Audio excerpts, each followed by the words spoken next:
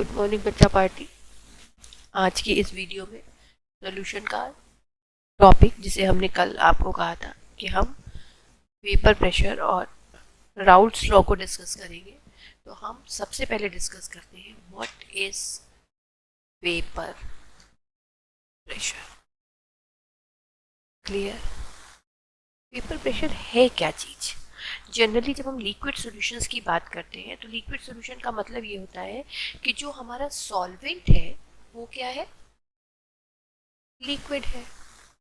और इस सॉल्वेंट में हम कुछ भी ऐड कर सकते थे। सॉलिड जो सोल्यूट पार्टिकल था मेरा, वो हम मे बी सॉलिड यूज करते, गैस यूज करते, या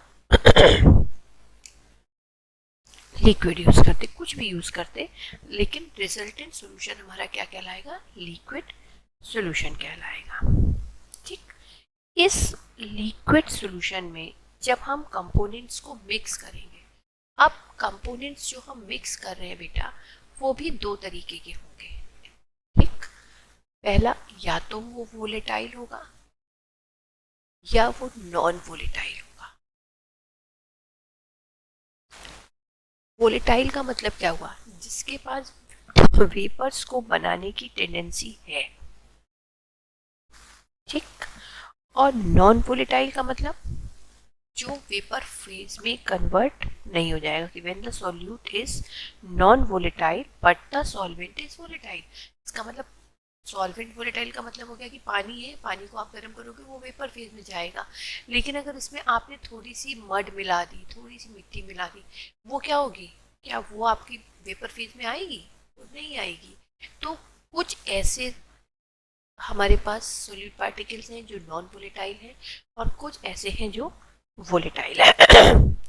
अलग अलग करेक्टर के सॉलिड सोल्यूट होने के कारण हम जो अभी इसके आगे आपको एक फैक्टर डिस्कस करेंगे, जिसे हमने कहा था राउल्ट्स लॉ, वो भी दो अलग अलग सॉल्यूट्स के लिए दो अलग अलग तरीके से, क्राइटेरिया से ही डिफाइन किया जाएगा।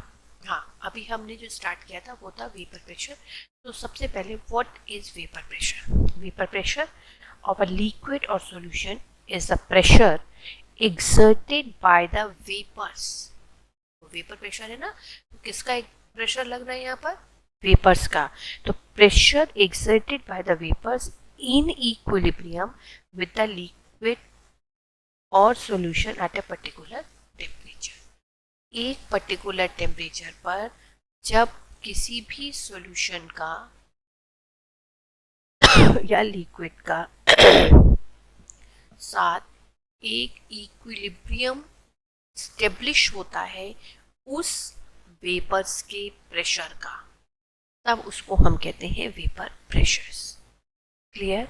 और ये वेपर प्रेशर जो है वो डिपेंड्स करता है बेसिकली दो फैक्टर्स पे। पहला, नेचर ऑफ द गैस। बेटा देखो, वो तो बहुत सिंपल सी बात है कि हर चीज पहले तो हमेशा काम करने वाले के नेचर पे ही डिपेंड करेगी, और दूसरा होता है टेम्परेचर। अब आप अपने पे और हम पे भी अप्लाई करके देखिए इस रूल को। जब हम पढ़ने बैठते हैं तो सबसे पहला हमारा जो एक फैक्टर होता है वो क्या होता है कि कौन सा टीचर पढ़ा रहा है और कौन सा स्टूडेंट पढ़ रहा है। यानी अगर स्टूडेंट के अंदर पढ़ने का मन नहीं है, नेचर उसका पढ़ने का नहीं है, लाख टीचर कोशिश कर लेगा, आप उसको उतना अच्छा आउटपुट नहीं दे पाओगे। हाँ, बच्चे बहुत अच्छा है, पढ़ना चाह रहा है, लेकिन अगर टीचर उसको कायदे से नहीं देगा, तो यहाँ पर सबसे पहला कोई भी रिएक्शन हम प्रोवाइड करेंगे तो हमारा किस पे डिपेंड करता है? नेचर पर करता है कि काम करने वाली चीज काम करना भी चाह रही है या नहीं करना चाह रही। और दूसरा, फिर अगर काम करने का मन भी बना लिया उसने, तो क्या हमारे पास सरकमस्टांसेस हैं उस चीज को कंप्लीट करने के लिए? तो केमिस्ट्री की लैंग्वेज से समझते समझते थोड़ा सा कभी कभी इन जनरल लेमन लैंग्वेज में भी समझ लो तो आपको याद और रटना कम पड़ेगा। इतनी देर से कल भी हम लोगों ने जितना पढ़ा उसमें हम बार बार आपको कह रहे थे nature of the solute, nature of the solvent. तो ये एक कॉमन फैक्टर है कि जब भी हम काम करना शुरू करते हैं, काम कराने वाला और करने वाला, उन दोनों का नेचर ही उस काम के रिजल्ट के आउटपुट को डिफाइन करता है। क्लियर बच्चा पार्टी?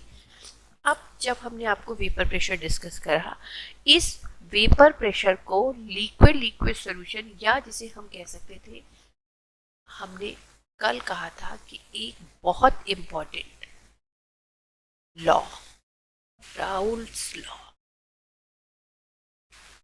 राउल्स लॉ, पहला केस फॉर कौन सा सोल्यूट, फॉर वोलेटाइल सोल्यूट के लिए।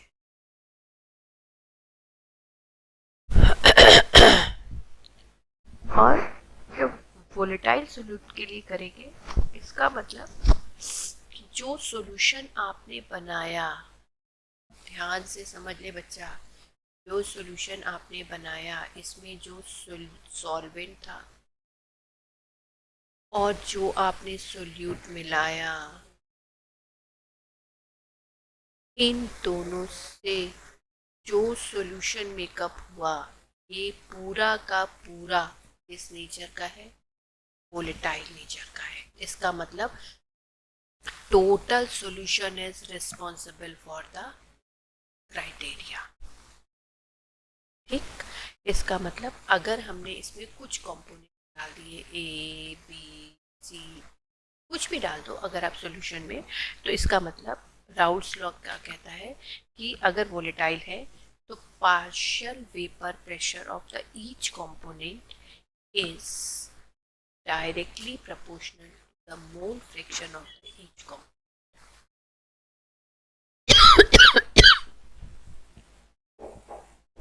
ये बात समझ में आई कि अगर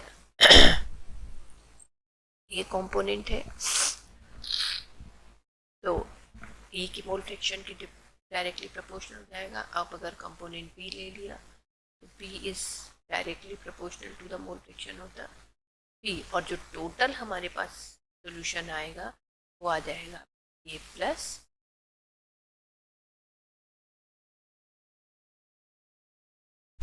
क्लियर। अगर हम प्योर स्टेट की बात करते हैं तो प्रोपोर्शनैलिटी साइन को जब हमने हटाया तो हमारा इक्वेशन आया P A is equal to P naught A into X A और P B equal to P naught B into X B. इन दोनों को जब आपने ऐड किया तो यहाँ ए और बी की जगह क्या रख दोगे बच्चे, P naught A into X A plus naught B X B, where P naught क्या है, vapour pressure at pure state. Pure state का मतलब सॉल्वेंट की बात करते हैं। और काय को हमने कल भी आपको बताया था मोल फ्रैक्शन, जिसे आप कैलकुलेट करोगे और तब यहाँ पर रख करके टोटल प्रेशर को काउंट अप करोगे। क्लियर।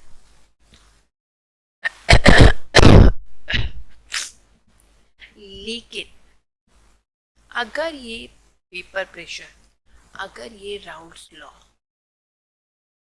दूसरा हम अगर राउल्स लॉ पढ़े जो कि नॉन वोलेटाइल सोल्यूट के लिए,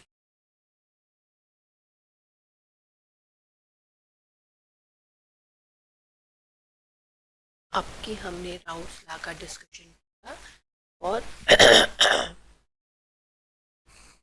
राउल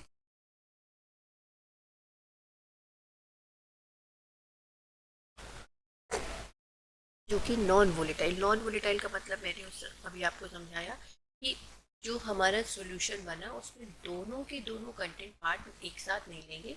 सॉल्वेंट अगर वोलेटाइल है तो सॉल्यूट हमारा नॉन वोलेटाइल है। इसका मतलब पूरे के पूरे सॉल्यूशन का नेचर किस पे डिपेंड कर गया, केवल सॉल्वेंट की, क्योंकि सॉल्यूशन तो पार्ट ही नहीं ले पा रहा, सॉल्यूट का तो कोई वोलेटिलिटी का फैक्टर ही नहीं है। तब हमने जब राउल्ट्स लॉ को डिस्कस किया तब राउल्ट ने कहा कि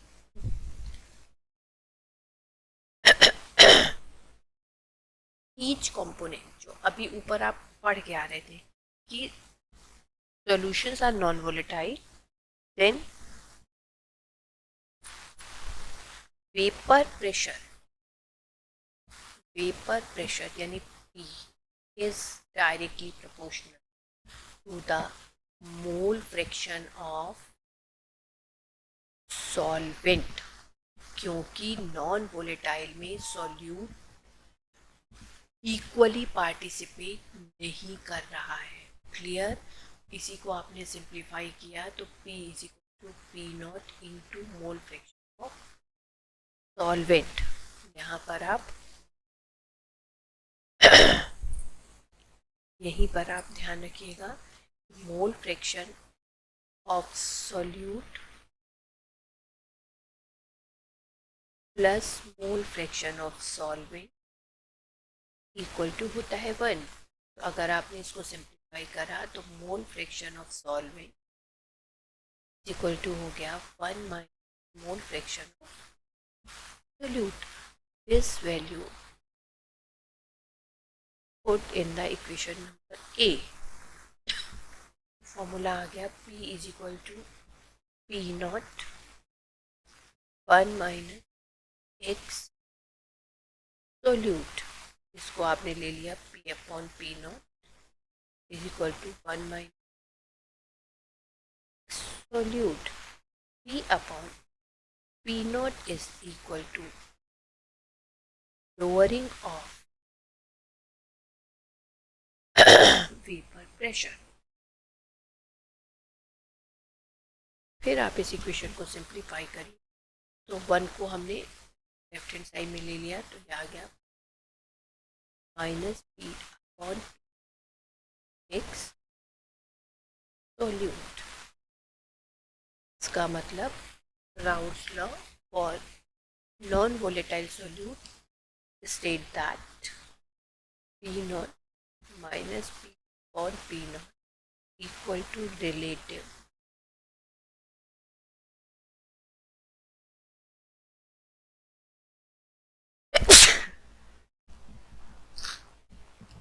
of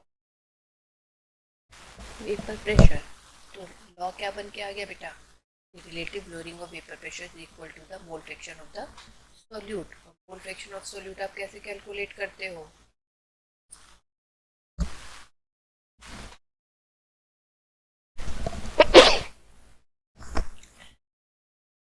solute upon moles of solution. Clear?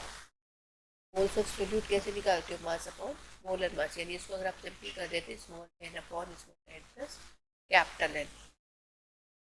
इसको सिंप्लीफाई कर लिया तो if small N is less than capital N then X solute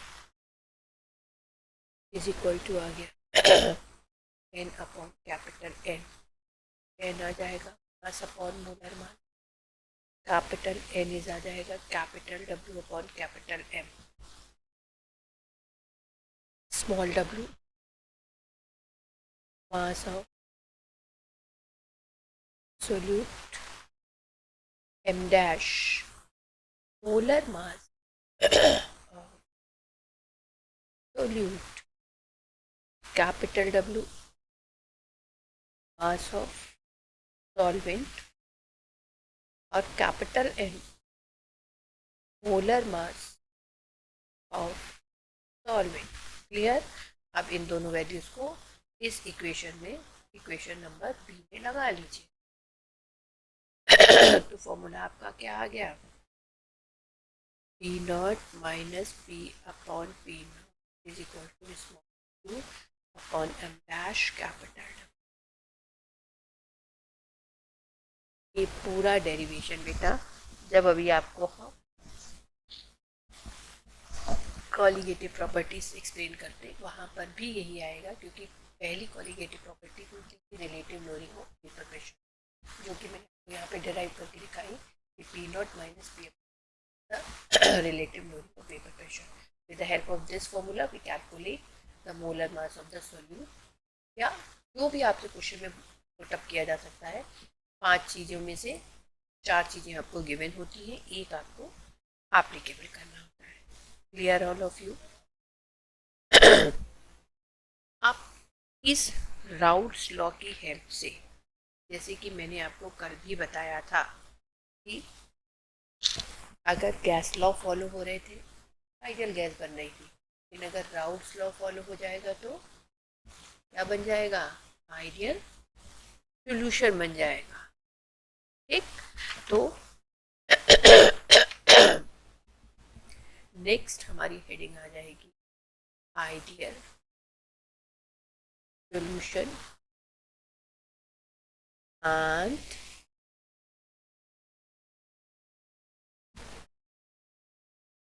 non ideal solution. Ideal क्या हुआ? जो राउट्स लॉ को फॉलो करेगा, और जो राउट्स लॉ को फॉलो नहीं करेगा वो क्या हो जाएंगे? नॉन आइडियल हो जाएंगे। जो फॉलो करे इसको राउल्स लॉ, वो हो गए आइडियल। जो नहीं करे वो हो गए non ideal.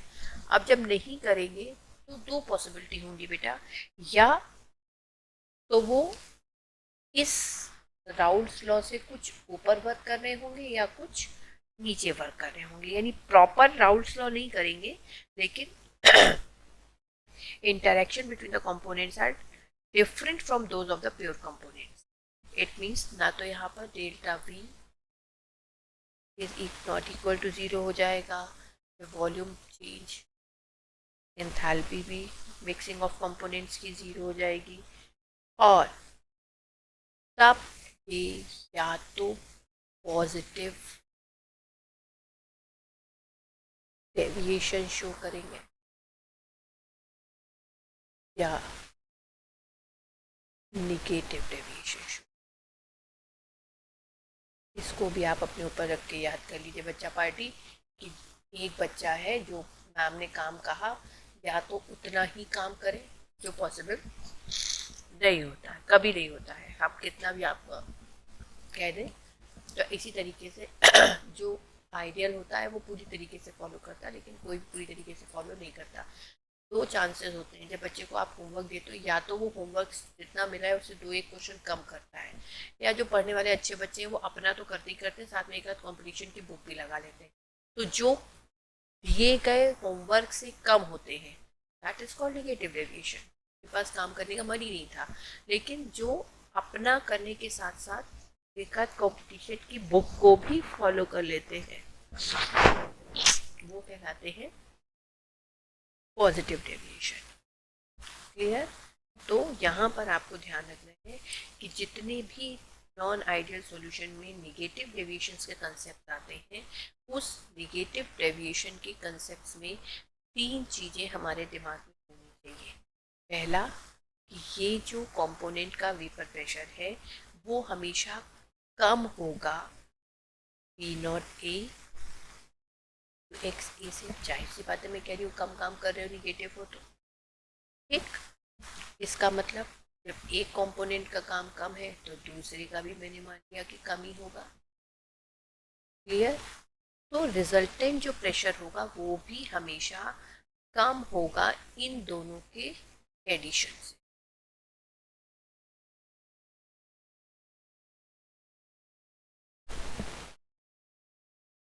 Clear all of you? और नेगेटिव है तो जो हमारी एंथैल्पी मिक्सिंग आएगी वो भी निगेटिव होगी, और वॉल्यूम की जो मिक्सिंग आएगी वो भी निगेटिव होगी। किस केस में मैंने आपको बताया? निगेटिव डेविएशन में। और इस निगेटिव डेविएशन के कुछ एग्जाम्पल आपको पता होने चाहिए, जैसे HCl प्लस वाटर का component, HNO3 plus water, acetic acid plus water, acetone plus aniline. बच्चा पार्टी अगर थोड़ा सा दिमाग लगाते, मैम ने जितने भी एग्जाम्पल आपको दिए हैं उसमें निगेटिव डेविएशन में सब में एसिड के साथ पानी को इन्वॉल्व किया। सिर्फ एक ऐसा एग्जाम्पल बता दिया जिसमें हमने आपको एसिड की जगह बेस ले लिया, क्योंकि एनिलीन में नाइट्रोजन है और एनिलीन का फॉर्मूला होता है बेंजीन रिंग के ऊपर NH2, और चूंकि नाइट्रोजन पे लोन पेयर होता है इसलिए ये थोड़ा सा बेसिक करेक्टर शो कर। क्लियर? यहाँ तक किसी का कोई डाउट?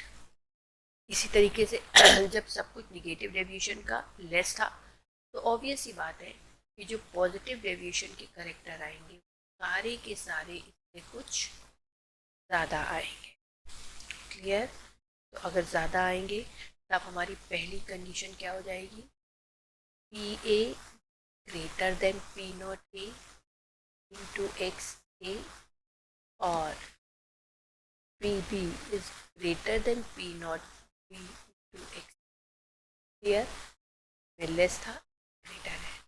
सेकेंड वन में टोटल प्रेशर भी जाहिर सी बात है फिर ज़्यादा ही हो जाएगा, क्योंकि सब कुछ ज़्यादा है तो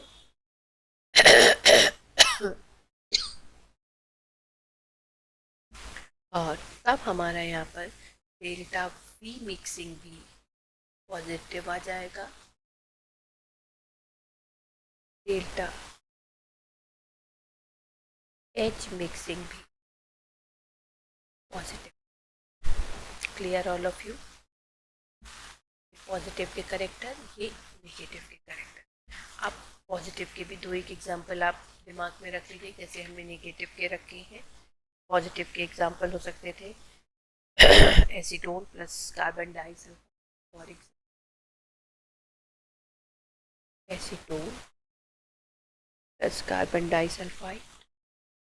दूसरा एसीटोन प्लस इथाइल अल्कोहल। तीसरा methyl alcohol plus water, plus water और थायराइड वाटर एक्सेट्रा। ऐसे तो ये एंडलेस फैक्टर्स है। ठीक है बेटा? इसी तरीके से अब हम आइडियल की तरफ आ जाएं। आइडियल में उसने कहा कि पूरी तरीके से फॉलो करेगा, तो पूरी तरीके से फॉलो करेगा तो यानी P A is equal to P A into X A, P B is equal to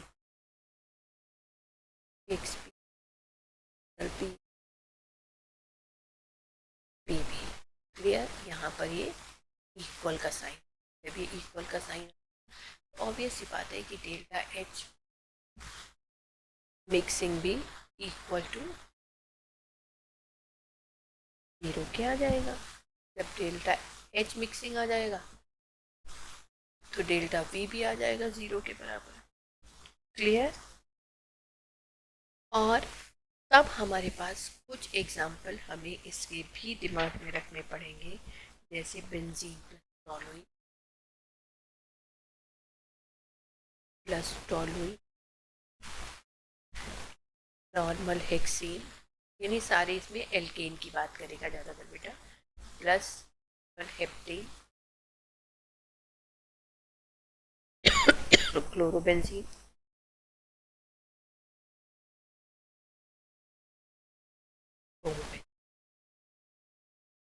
तक। क्लियर हो गया आप सबके? और इसी एक आइडियल और नॉन आइडियल में एक वर्ड और आ जाता है कि जो आइडियल सॉल्यूशन होते हैं they do not form azeotropes. Ideal solution they do not form azeotropes. अब यहीं से फिर एक नई टर्मिनोलॉजी निकल के आ गई, एजियोट्रॉप्स, जबकि non ideal solution azeotropes form करेंगे। अब ये एजियोट्रॉप्स क्या होंगे? एजियोट्रॉप्स एक ऐसा लिक्विड मिक्सचर है जिसका डेफिनेट कॉम्पोजिशन होता है and boils like a pure liquid. Clear? मैंने वर्ड आपको 3 थ्रो करे, उसको ध्यान से सुनिए। पहला मैंने कहा कि एजियोट्रॉप्स आर मिक्सचर। क्लियर? दूसरी बात मैंने कही हैविंग डेफिनेट composition। क्लियर? और तीसरी मैंने कॉन्ट्रोडिक्शन बात कर दी, and having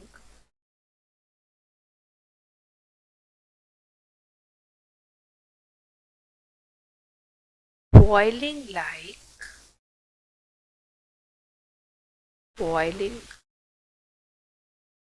like pure liquid.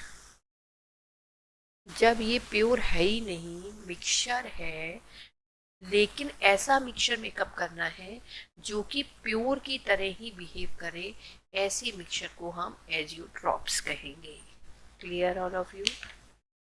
आप इस आइडियल और नॉन आइडियल सॉल्यूशन की जितनी स्टोरी मैंने आपको अभी एक्सप्लेन करी, इसको आप एक सिंपल ग्राफिकल मेथड से भी एक्सप्लेन कर सकते थे बेटा। ये बहुत सिंपल सी बात है कि अगर हम दो कंपोनेंट लेकर के बात चलें, तो अगर ये आइडियल की बात करते, अगर हम आइडियल सॉल्यूशन की बात करते, तब इसका ग्राफिकल रिप्रेजेंटेशन क्या देते बच्चे? एक तरफ ए कंपोनेंट की बात कर रहे हैं, एक तरफ बी कंपोनेंट की बात कर रहे हैं। ठीक, एक साइड में मैंने मोल फ्रैक्शन लिया और दूसरी साइड में मैंने वेपर प्रेशर लिया, इन्हीं दो में रिलेशनशिप है।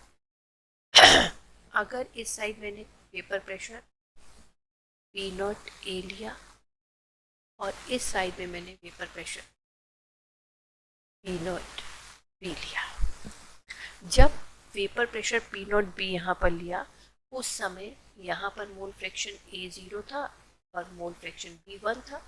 और इस साइड में जब हमने यहाँ पे प्योर स्टेट ए का लिया, तो यहाँ पर मोल फ्रैक्शन 1 था और बी का 0 था।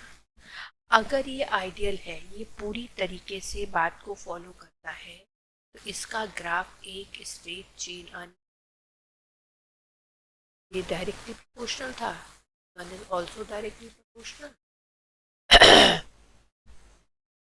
तो हमारा रिजल्टेंट आ जाता है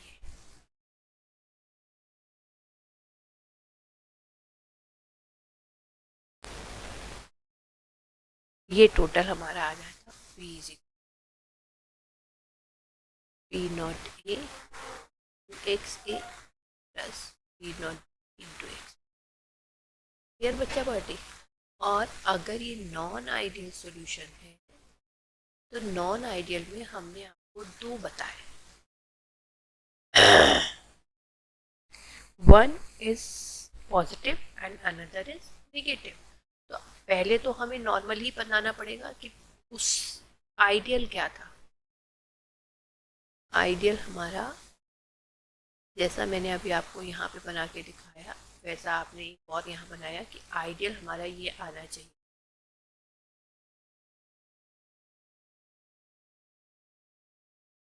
ठीक, फिर वही कर लिया, यहाँ पर ये पी नॉट ए यानी वेपर प्रेशर ले लिया, यहाँ पे मोल फ्रैक्शन ले लिया, यहाँ पे पी पी ले लिया, फिर मोल फ्रैक्शन। लेकिन अगर ये पॉजिटिव डेविएशन है, मैंने अभी आपको समझाया था कि वो काम कुछ ज़्यादा करके लाएगा। ज़्यादा करके लाएगा इसका मतलब वो स्ट्रेट लाइन ना करके कुछ ये ज़्यादा करा इसने, ये यहाँ पर ये डॉटेड लाइन ये ज़्यादा, तो हमारा जो this is the representation of the positive deviation for the nine real gases। और अगर हम नेगेटिव डेविएशन देख लेते, तो नेगेटिव डेविएशन का भी वैसे ही ग्राफ आप प्लॉट कर सकते थे। एक साइड में वेपर प्रेशर पी नॉट ए,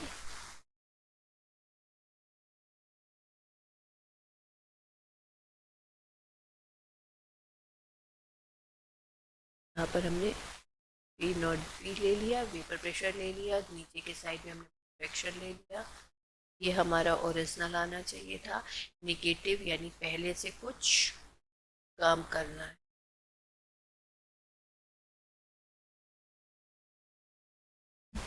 जब कुछ कम करना है, तो इसका मतलब तब हमारी फिगर, कम का मतलब कि हुआ ग्रूव्स नीचे के साइड चला गया, बजाय कि ऊपर जाने के ये नीचे के साइड से ग्रूव्स आ गया, तो रिजल्टिंग भी में कुछ कम हो जाएगा। तो ये है नेगेटिव डेविएशन का ग्राफ और ये है पॉजिटिव।